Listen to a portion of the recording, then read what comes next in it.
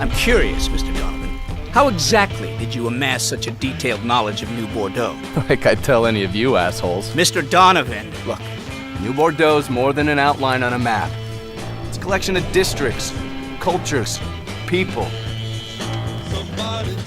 My job was to listen and observe, identify the relevant target, provide Lincoln with a blueprint.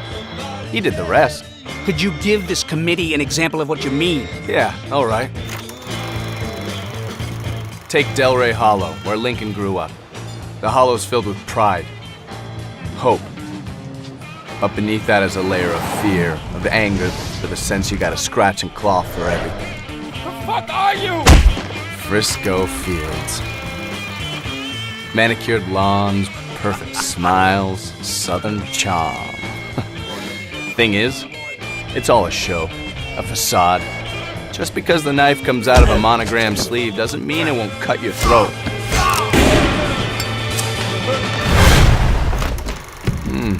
The French Ward. Home to every fantasy and perversion you can imagine. But if you're not careful, those appetites will come back around on you. Be the very thing that kills you. Bayou Phantom. It's beautiful down there. Serene even. But it's also vicious, wild, unpredictable. Ah, yes. Pint for done. A proud people, the Irish. The entire district runs on whiskey and rage. People up there never back down. Never. On the surface, South Downs looks like a nice blue-collar neighborhood. Safe. Friendly, even. It's all a cover, though.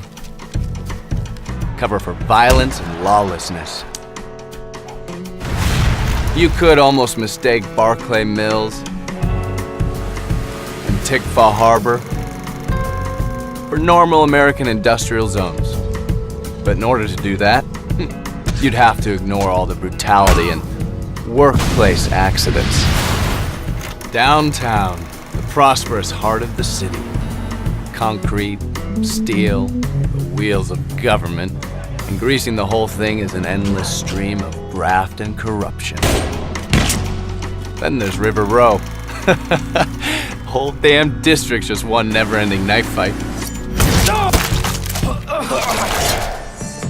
This is all very poetic, Mr. Donovan, but it doesn't explain How Lincoln Clay took down the entire city in the summer of '68. He did it by mastering the one thing everyone in New Bordeaux understands.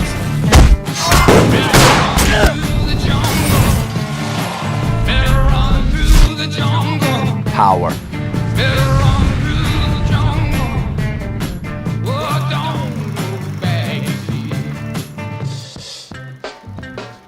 I understand that Lincoln Clay's action was the result of a vendetta against Sal Marcano. But why did the pursuit of that vengeance lead Mr. Clay to unleash violence and destruction throughout the entire city? But Senator, that's the beautiful part. Sal owned New Bordeaux, so Lincoln could treat the whole city as one giant target. Men with power like Sal Marcano, they think they're untouchable. I don't have it in me to feel shame for the things I've done. Never have. What they don't want is for you to start picking at the loose threads at the edge of their empire. Disrupting the drug market from the street up. Robbing back alley heroin dealers in the hollow. Or shooting up the PCP labs tucked among the high society in Frisco Fields. They damn sure don't want you infiltrating their safe houses and extracting valuable information from their low-life lieutenants. Say you want a doctor, then you better tell me something worth hearing. They tend to get annoyed when you start hunting two-bit pimps through the French Ward one by one.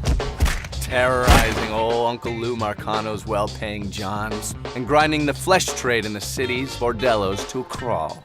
Came in and killed everybody. They definitely don't want you to keep pulling the thread till you're shooting up the casino boat that chugs through that muddy bayou. I want you to send a message to your brother. Pull enough thread and the whole operation starts to fall apart. Should've saved a bullet or two. You muscle in on Enzo Conti, interdict all that lost cargo that fell off the car in a train yard somewhere in Barclay Mills, the guns, the cars, the human beings. You choke off every single black market pipeline that keeps the Marcano empire afloat. Lincoln Clay. Lincoln Clay. Every lowlife ball of piss in this city smells blood in the water. My blood. Then, and this is the absolute last thing they want, is for you to start building your own thing on the same spot where you tore theirs down. Once it's in our hands, I'll decide who gets to run the day-to-day. Men with power like Sal Marcano never understand how quickly they can lose it. But once you've unraveled enough thread, you take all that thread you got and string them up with it.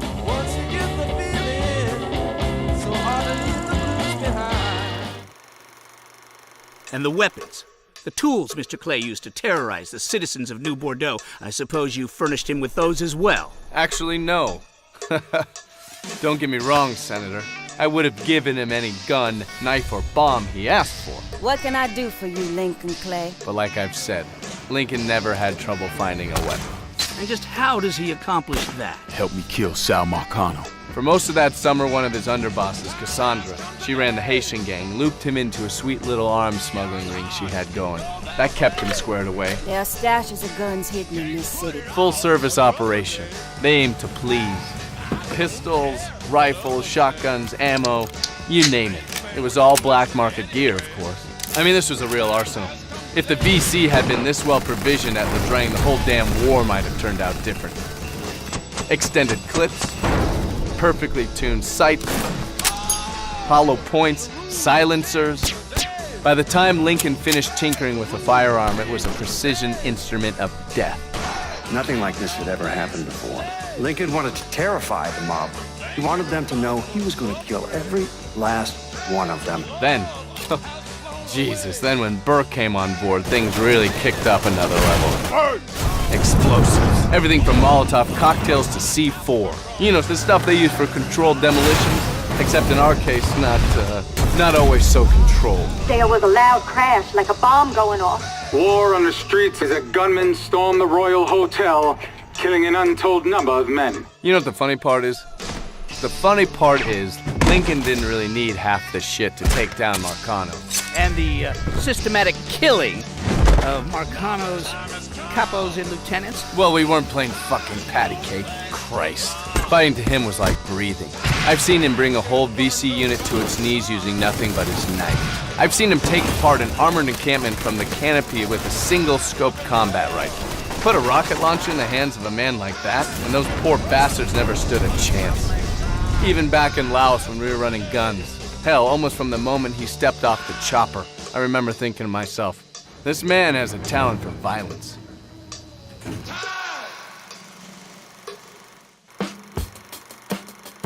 Now, there are some reports during this period, however, of mob safe houses being attacked by entire hit squads.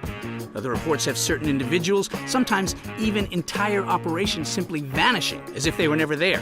Now, one soldier, no matter how skilled, simply is not capable. Enough, Senator. It's like you people haven't heard a word I've said. Lincoln played it smart, always. I need to look at our options. Come up with a plan. If the best play was to silently neutralize all the muscle in a joint, well, he was more than proficient in the art of the covert takedown. Hell, sometimes he even left a few breathing to have a chat with them later. I don't know anything. Let me tell you, Senator, the biggest weapon isn't worth a damn if the other guy can take it away from you before you even know he's there. If the smart move was to trade blows, make examples out of a few guys, and no one did public and brutal like Lincoln Clay. The last place in the world you'd want to be is in a fist fight with that man. It didn't matter how hard you hit him. He never, ever stopped moving forward. Muscle alone doesn't make you ruthless. You have to be willing to bite and claw and scrape and do what no one else will do to stay alive. Imagine being trapped in a dark room and there's no way out. And every fear, every nightmare you ever had is in that room with you. And there's no escape from any of it. If you were vulnerable to being surgically picked apart from a distance, then no amount of guards would keep Lincoln from staying low, probing for weakness, and finding the perfect sightline. If the situation was less subtle, then he could go in guns blazing. You've never seen shock and awe like that, gentlemen. An olive green angel of death. The Truth is, to his enemies, Lincoln Clay was a walking nightmare. He could hurt Sal Marcano and his crew in 100 different ways. One thing we do agree on, Senator, no matter how it happened, all that really matters about any fight is how it ends.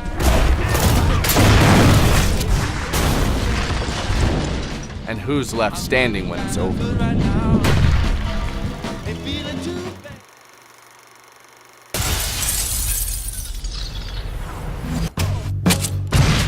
By the time Lincoln finally faced off with Sal Marcano, he had effectively undermined Sal's whole network.